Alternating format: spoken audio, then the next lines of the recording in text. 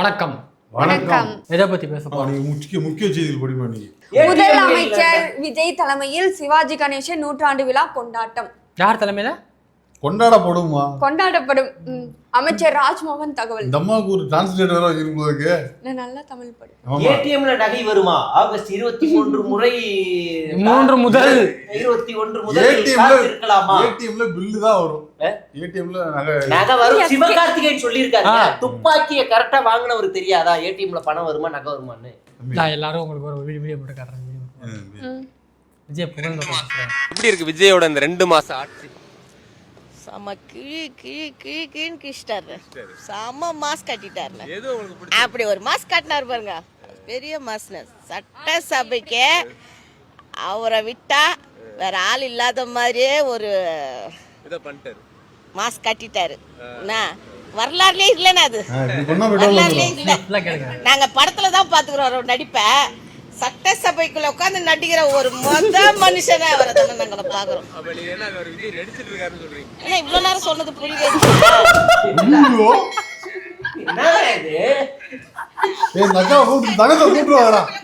அந்த செல்லத்தை அப்படியே தூக்கிட்டு வரடா இன்டர்வியூ. நான் ஸ்டார்டிங்ல பாக்கும்போது அக்கா ரொம்ப சூப்பரா பேசிட்டீங்க. என்ன தெரியுமா? எங்கள் சேவை உங்களுக்கு பிடித்திருந்தால் லைக் ஷேர் பண்ணுங்க. எங்களுக்கு உதவணும்னு நினைச்சா பக்கத்துல இருக்க QR கோட் மூலமா உதவி செய்யுங்க. நன்றி. இந்த சேனல் வந்து பெரம்பூர்ல போய் பப்ளிக் போயிட்டு எடுத்திருக்காங்க. நீங்க யாருக்கு ஓட்டு போட்டீங்க? ஓட்டு போட்டீங்க. நான் விஜய்க்கு ஓட்டு போட்டேன். விஜய் தான் ஓட்டு. ஆமா விஜய் ஓட்டு. ஏன்னா சின்ன விஷுவல் பெரம்பூர்ல நீங்க விஜய் ஓட்டு போட்ட. ஆமா உங்க தொகுதி எம்எல்ஏ அது தெரியாது. தெரியாது. என்னடா இது? பாப்பா படிச்சது முதலமைச்சர் விஜய் தலைமையில் சிவாஜி கணேசன் 100ஆண்டுல கொண்டாடப்படும். அமைச்சர் ராஜ்மோகன் தகவல். யாராவது கருத்து தெரிவிச்சிங்களா? அது புள்ள படிச்சது என்னப்பா எப்பமா படிச்ச? நேற்று வந்து அவருக்கு நினைவு தினம் ஆக்சுவலா. சரி. ஆமா, அதனால அதுக்காக போய் பார்த்துருக்கிறாப்புல. நானே முன்னின்று அன்னைக்கு பிறந்த நாள் இல்லைன்னா கேட்க விட்டாம நானே முன்னின்று நடத்தி வைக்கிறேன் அப்படின்னு விஜய் சொல்லியிருக்கிறாப்புல. அவர் வந்து சிவாஜியோட பிறந்த நாள் வந்து அடுத்த வருஷம் வருது. அது வந்து 100ஆண்டு விழா. சிவாஜியோட 100வது பிறந்த நாள் வருது. அது வந்து நமக்குமே கொஞ்சம் 2028ஆம் ஆண்டு சிவாஜியோட 100ஆண்டு விழா வருது. அதுக்கு வந்து நானே வந்து என்ன பண்ணோம், முன்னின்று நடத்தி அந்த விழாவை சிறப்பித்து தருகிறேன் என்று விஜய் வாக்குறுதி கூறியதாக பிரபு இளையதிலகம் பிரபு அவர்கள் கூறினார். நம்ம என்ன சொல்றோம்னா அது வரைக்கும் விஜய் ஆட்சி இருக்கணும் வேண்டியீங்க இருக்கும். தலைப்பு செய்தியை எப்படி ஏமாத்தி போட்டுருக்காங்க பாருங்க. நம்ம ஊர்ல பாலாறுல வந்து தண்ணியே இருக்காது. சென்னையில இருந்து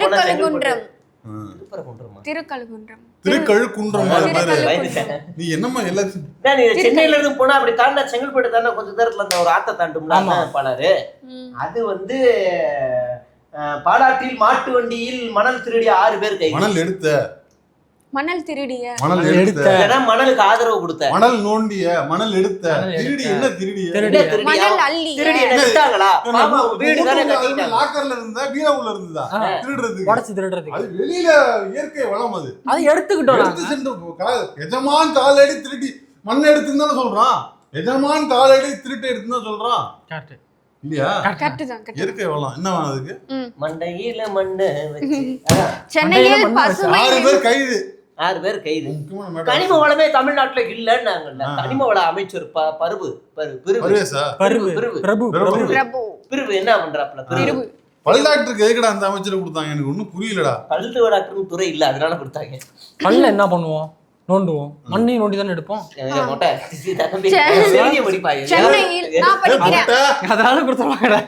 சென்னையில் பசுமை விமான நிலையம் பரந்தூருக்கு பதிலாக மாற்று இடத்தை தமிழக அரசு கேட்கவில்லை. நாடாளுமன்றத்தில் மத்திய உங்களுக்கு உணர்த்தவே இந்த திருவிழா டெய்லி ஒரே நியூஸ் தான் போடுறாங்க அப்படிங்கிறது மூலமா நம்ம சொல்றோம். அடுத்து இரவு நேரத்தில் பள்ளி கட்டடம் திறப்பு. சேலம் மாவட்டத்தில் திமுக ஆட்சியில் கட்டப்பட்ட பல்வேறு கட்டிடங்களை, குறிப்பாக பள்ளி கட்டிடங்களை இரவு 9 மணிக்கு மேல் திறந்து வைத்த அமைச்சர் பார்த்திபன். வேலைகளே போயிட்டு தோந்து போடுறா. அது ஒரு பிரச்சனை. என்ன லைட்டிங் என்னங்க உங்களுக்கு பில்டிங் திறக்க வேண்டியது இருக்கு 9 மணிக்கு? ராப்பகலா உழைக்கிறாங்க. எப்படி அப்படி வராங்க போய் அங்க இல்ல பிரைவேட் கம்பெனி பிரைவேட் ஸ்கூல்ல திறந்து வைக்க போனா அப்படியே வால்வோ பஸ். அது எனக்கு எந்த பஸ் இது அப்படின்னு பஸ் பத்தி என்கிட்ட கேளுங்க. வால்வோ பஸ்ல என்கிட்ட கேட்காதீங்க. ஏங்க இதுல முக்கியமான விஷயம் என்னன்னா, அமைச்சருடன் சேர்ந்து மக்கள் பிரதிநிதி அல்லாத தாவேகா மாவட்ட செயலாளர்கள் வச்சு இந்த இதை திறந்துருக்காங்க. அதான் ரீல்ஸ் எடுக்க யாரும் போக கூடாது சொன்னாங்களே, போயிருக்காங்க. அவ்வளவுதானே இது விஷயமா? லட்சுமியா, யாரும் ஆய்வுக்கு போவாங்கன்னு சொல்லியிருக்காப்ல, ஆய்வுக்கு போயிருக்கிறாப்ல. அவ்வளவுதானே. சரி, உங்களுக்கு சொன்ன மாதிரி வந்திருக்கு. சர்க்கரை நோய் சிகிச்சைக்கு புதிய வரவு. பயனாளிகள் நாள்தோறும் இன்சுலின் போட்டுக்கொள்ள வேண்டாம் கூறுகிறார் கணேசன். எனக்கு 2 இன்சுலின் போடுறாரு, அதுக்கப்புறம் நீங்க போட வேணாம். நீயும் அம்மா, எனக்கெல்லாம் சுகர் இல்ல. இல்ல. அடுத்து, வீட்டுக்கு வேலைக்கு வந்த சிறுமியை வேலைக்கு வீட்டு வேலைக்கு வந்த சிறுமியை கர்ப்பமாக்கியவருக்கு சாகும் வரை சிறை தண்டனை. போக்சோ கோர்ட்டிற்கு தீர்ப்பு. போக்சோ கோர்ட்டிற்கு தீர்ப்பா? இந்த ஹீரோயின் அம்மா பேசுவாங்களே, போக்சோ கோர்ட்ல தீர்ப்பு. சினிமால ஹீரோயின் அம்மா பேசுவாங்கன்னு சொல்லுவாங்கல்ல, அந்த தமிழ் எங்கம்மா படிச்சீங்க? சிறுமியை கர்ப்பமாக்க விளக்கு. கமெண்ட்ல எல்லாம் நீங்க நியூஸ் ரீடரா போக வேண்டிய ஆள் அப்படின்லாம் சொல்லியிருக்காங்க. அது உன் ஃப்ரெண்டு. தவறு. இது வந்து இவர மாதிரிதான், நட்டி மாதிரிதான் சொல்லணும். நட்டி மாதிரி சொல்லணும். தம்பி தப்பு. வாழைப்பழ வலிக்கு தோல் விழுந்து வாழைப்பழம் வலிக்கு தோல் விழுகலட. வாழைப்பழ தோல் பொண்ணு அப்படி படிக்கணும்னு சொல்ல வந்தேன். அந்த பொண்ணு அப்படி படிக்காதா? படிக்கணும். வாய்ப்பு இல்லையா? தாயுள்ளத்தோடு எங்களை விஜய் அரவணைத்துள்ளார். வதந்திகளை பரப்பி உண்மையை தடை போட முடியாது. முன்னாள் அமைச்சர் கடம்பூர் ராஜு 6 மணிக்கு ஜோஷம் சொல்லுவார்ல, அவரு மாதிரியே படிக்கிறாரு. தெரியுமா? தெரியாதுமா. சரி விட்டுருங்க. சரி, வதந்தி அவரு இந்த நியூஸ் சொன்னாருன்னு வந்திருக்குல்ல. ஆனா இவர் இருக்காரு கடம்பூர் ராஜு, அவரு என்ன சொன்னாராமா, இங்க வராதீங்க, தாவேகாவுக்கு யாரும் வராதீங்க, ஒரு பேருக்கு இங்க மரியாதை இல்ல அப்படின்னு வந்து சொன்னதாக ஒரு தகவல் வெளியே. தகவலா? இது போய் அதுதான் உண்மை. தகவல் அந்த கட்சியில இருந்து வந்தா அதான் அது கசித்து கொண்டு இருக்கிறதாகவும் மேற்கொண்டு அறிங்க வராதீங்கப்பா, எல்லாம் நடந்துருச்சு, இங்க வராதீங்க, சின்ன பையனா ஏறி கூட்டிட்டு போறான், காது மேலே வந்து விசில் அடிக்கிறான்பா, இங்க வராதீங்க அப்படின்னு கடம்பூர் ராஜு சொன்னதாக ஒரு தகவல். எங்கள் சேவை உங்களுக்கு பிடித்திருந்தால் லைக், ஷேர் பண்ணுங்க. எங்களுக்கு உதவணும்னு நினைச்சா பக்கத்துல இருக்க QR கோட் மூலமா உதவி செய்யுங்க. நன்றி. முதியவரை காரில் வைத்து சரமாரியாக தாக்கி அதை வீடியோ எடுத்து மகிழ்ந்த சீர்காழி தாவேகா ஒன்றிய துணை செயலாளர் ஜில்லாமணி காந்தி. உங்களுக்கு தெரிஞ்ச ஆளுதான் இருக்கும் கண்டிப்பா. ஜில்லாமணி நான் பார்த்ததே இல்லைங்க. சீர்காழி வச்சிருக்கோம், பக்கத்துல இருந்திருப்பாங்க. சீர்காழி நான் பார்த்ததே கிடையாது. அந்த வீடியோ பாத்தீங்களா? அது இல்ல, திமுருத்தனத்துல உள்ள பாவமா இருக்கு அந்த வயசானவரை பார்த்தா. அவர் கட்சியில நின்னு எடுக்கல. யாரு? அவங்கள இல்ல நடவடிக்கை எடுக்கவும் இல்ல, கைதும் பண்ணல. ஆனா வீடியோ உலாவுது. ஓகே, அடுத்து, பள்ளி விடுதியில் +1 மாணவி தூக்கிட்டு தற்கொலை. ஊஷல் கன்ஃபார்ம் பண்ணது. இது வந்து பரிதாபமான இல்லங்க, சோகமான விஷயம். எதுக்குன்னு போடல. இல்ல அந்த பொண்ணு வந்து எதுக்குன்னா போலீஸ் விசாரணை இத படிச்சா தெரியும். எப்படி சூசைட்லாம் பண்றாங்க? ஃபர்ஸ்ட் ஆஃப் ஆல் அது ஒரு மனநிலை, அதுக்குள்ள போனாதான் தெரியும். நம்ம தயவு செஞ்சு அந்த மாதிரி மனநிலைக்கு வராதீங்க. தற்கொலை இருக்கும் தீர்வு இல்ல. ஆமா, அப்பலாம் பார்த்தா இவர்ல எவ்வளவு சூசைட் பண்ணிருக்காங்க. உசுரோட இருக்கும்போது உங்களுக்கு என்ன அதனால இல்ல புரியல. உங்களுக்கு இருக்கு அதே ஃபீலிங் எங்களுக்கு இருக்கதான் செய்யுது. நாங்க வாழ்ச்சி இல்லையா, அவ்வளவுதான். அதே மாதிரி வாழ்ந்துட்டு போங்க. 60 வயசுல இவர் எப்படி வாழ்ந்துட்டு இருக்காரு, அந்த மாதிரி நீங்க நல்லா இருக்குமா? 60 வயசுல இந்த வயசுல இப்படி இருந்தாலும் ரொம்ப சந்தோஷமா. 60 இல்லையா? அப்போ 64. ரஜினியிடம் ஈகோ கிடையாது, முடி கூட தான் கிடையாது. பாடி ஷேம் பண்ணாதீங்க. பாடி ஷேம் பண்றீங்க நீங்க. உருவக்கேலியா ஆதரிக்கிறார் சத்யா அவர்கள். இல்ல பண்ணாது. முடி கூட இல்லைன்னா அதுக்கு பேர் உருவக்கேலி தானே. ரஜினியிடம் ஈகோ கிடையாதுங்கிறது என்ன? ரஜினியிடம் ஈகோ கிடையாது, அவர்கிட்ட முடி கூட தான் கிடையாதுன்னு இவர் நக்கல் பண்றாரு. ரஜினியிடம் ஈகோ கிடையாதுங்கிறது உண்மையா பொய்யா? முடி இல்லைன்னு அவரை குத்தி காட்டு. இருமா, இந்த மாதிரி எங்கேயோ போற வண்டி என் பக்கம் திருப்பாதுன்னு சொல்லிட்டு நான் என்ன சொல்றேன், அவருக்கு முடியும் கிடையாது, ஈகோவும் கிடையாது, ஒரு முடியும் கிடையாதுன்னு நான் சொன்னேன். தவறாது, தவறுதான், தவறு. என்னைக்கும் பாடி ஷேம்ல ஆதரி. சரி ஓடுமா, அதை ஏன் பேசிக்கிட்டு அடுத்தத போங்க. அடுத்து இதுல தீபாவளி கொண்டாடுறாங்க பாரு, என்னன்னு படி.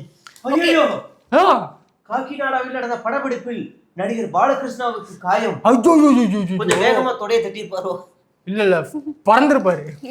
ராலி டு ராடி பறந்துருப்பாரு. 2 ட்ரெயின் பறக்கிறது மிஸ் ஆயிருக்கும், அவ்வளவுதான். இது காக்கிநாடா. கிராம வேலை உறுதி திட்டத்தில் விண்ணப்பிக்கும் அனைத்து மாற்றுத்திறனாளிகளுக்கும் வேலை. கலெக்டருக்கு தமிழக அரசு அறிவுறுத்தல். கிராம வேலை உறுதி திட்டமா? அப்படின்னா அவங்களுக்குன்னு தனியா ஜாப் போட்டு தருவாங்க. அவங்களுக்கு வந்து வேலை கன்ஃபார்ம் பண்றதுக்கு ஒண்ணு இருக்கு. ரொம்ப நிறைய இந்த பக்கத்தை தாண்டவே மாட்டாரா அவரு. ஏய் இந்த பக்கத்திலே வச்சுட்டு உட்காந்துருக்கேன். நல்ல விஷயம் இருக்குடா. லஞ்சம் இல்லாமல் விவசாயிகளிடம் நெல் கொள்முதல் அன்புமணி ராமதாஸ் வலியுறுத்தார். அவர் எல்லாத்துக்கும் வழி மட்டும் தான் உறுத்துவாரா? ஆனா என்ன பண்றாங்கன்னா ஒவ்வொரு மூட்டைக்கும் 50 ரூபா வாங்குவாங்க. சிவகுமார் வாய்ஸ்னா ஒவ்வொரு மூட்டைக்கும் ஒவ்வொரு மூட்டைக்கும் நீ எது வேணா பையன் சூர்யா வந்து என்ன வேணா பண்ணிக்க, ஒன்றும் பிரச்சனை இல்லை. நான் பண்றத பண்ணிடுவேன். அவ்வளவுதான். ஒவ்வொரு மூட்டைக்கும் 40-50 ரூபாய் வாங்குவதாக இந்த உணவுத்துறை அமைச்சர் வெங்கட்ராமன் போயிட்டு 40-50 ரூபா வாங்குறாங்க. இந்த இல்லன்னு தான் மறுக்க முடியாது. ஜெய் வயசு சூப்பரா இருக்கு பாரு. ஜெய் வயசு ஜெயில்ல இது என்னங்க இந்த பிரச்சனை உங்களுக்கு? எங்க அப்பா என்னங்க பையன்? எந்த வயசு விட்டு பேசினா போய் கரெக்டா love you ங்க. கண்டுபிடிச்சிருது. அழுவலியா கண்டு வேர்க்குது. அழுலியாவா? அழுவலியா அதாவது தனியா பெர்ஃபார்ம் பண்ற ஒருத்தன் இங்க கூட்டத்துல இல்ல இல்ல என்ன நிஜமான மாட்டீங்களா? 2 நாள் வெங்கட்ராமன் போய் ஒரு டிஎன்பிசிக்குள்ள உள்ள பூந்து ஒரு விவசாயிக்கு ஃபோன் பண்ணி 50 ரூபா லஞ்சம் வாங்கினதை கன்ஃபார்ம் பண்ணிட்டாப்ல. இந்த ஆட்சியிலேயே 50 ரூபாய் வாங்கியிருக்காரா? ஒரு மூட்டைக்குமா ஒரு 300 மூட்டை போடுவாங்க ஆ. இந்த விவசாயிகள். எவ்வளவு கணக்கு போட்டு சொல்லு பாப்போம். 315 1500 ரூபா வரும். சரியா? அது லஞ்சம் இன்னும் வாங்கிட்டு தான் இருக்காங்க, அந்த நடந்துட்டு தான் பிசினஸ் கூட இருக்குது. நல்லா தான் இருக்கும் போலனா. லஞ்சம் இல்ல ஊழல், லஞ்சம் லஞ்சம் இல்ல இல்ல ஊழல் இல்ல ஆட்சின்னு சொல்றீங்களே, இன்னமும் லஞ்சம் கொடுத்துட்டு தான் இருக்காங்க, லஞ்சம் வந்துட்டு தான் இருக்குது. ஆமா. என்ன என்ன அடிப்படையில நீங்க வந்து ஊழல் ஆட்சின்னு? அடுத்து முக்கியமான ஒரு செய்தி.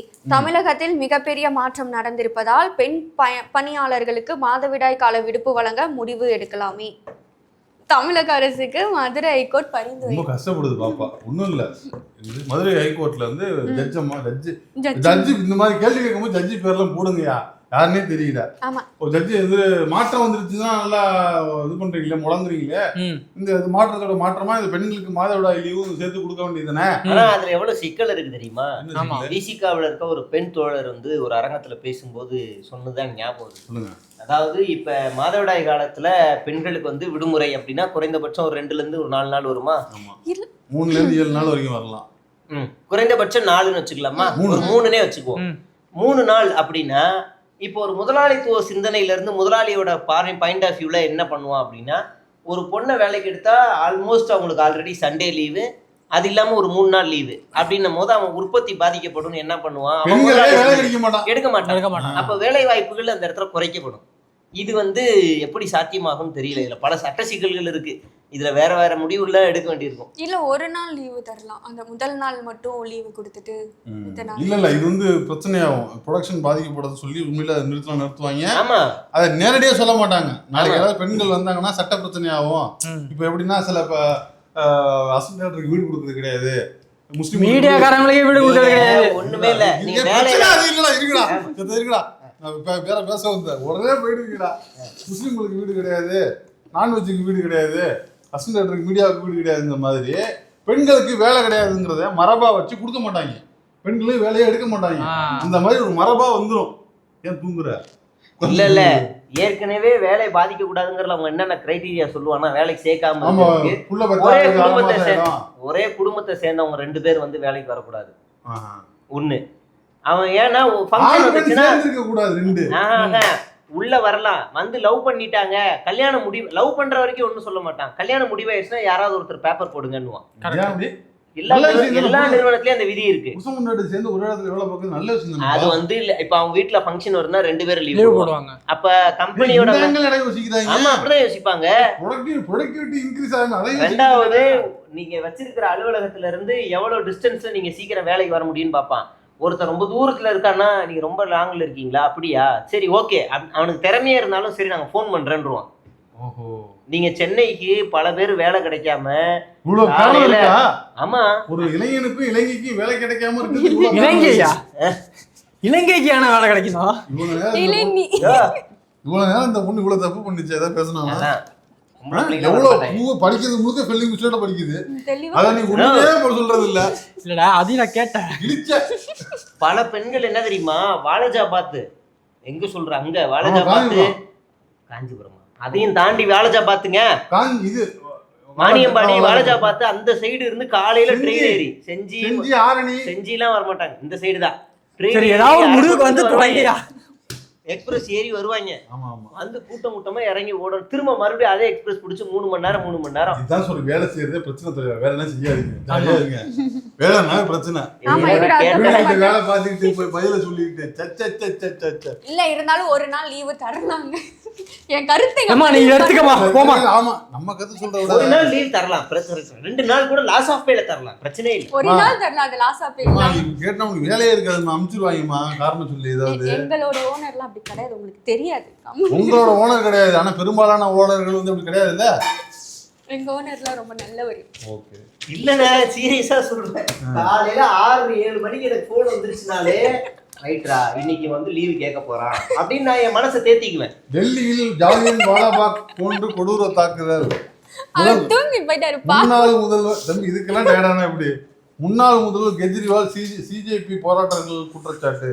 அதாவது ஜாலியன் வாலாபாக் படுகொலை போன்று அந்த போராட்டத்தை போலீஸ்காரர்களும் ஒன்றிய அரசும் டீல் செய்வதாக குற்றச்சாட்டு. தம்பி பயலட் குண்டெல்லாம் அடிச்சுட்டு வாங்க தம்பி, அடிச்சுட்டு போட்டுங்கிறியா போராட்டத்தை? ஏன்டா டயர்டா வரீங்க? இந்த வார்த்தை சேர்த்து பேசணும். ஒரு இதுல இருக்கும் 12 பக்கத்தையும் ஒரு படிச்சாதான் இந்த இது முடிப்பாரு. அது லாஸ்ட் வரைக்கும் படிப்பாரு அவரு. சரி படிமா. அவங்க முடிச்சுக்கலாம். எனக்கு மறுவாழ்வு கொடுத்த இவங்க சாலையின் பாப்பேச்சி வடிவுக்கரசி சொல்லியிருக்காங்க. என்ன சொல்லியிருக்காங்க? எனக்கு மறுவாழ்வு கொடுத்திருக்கிறார்கள். கான் சிட்டி திரைப்படத்தின் விழாவில் பேசியிருக்கிறாங்க.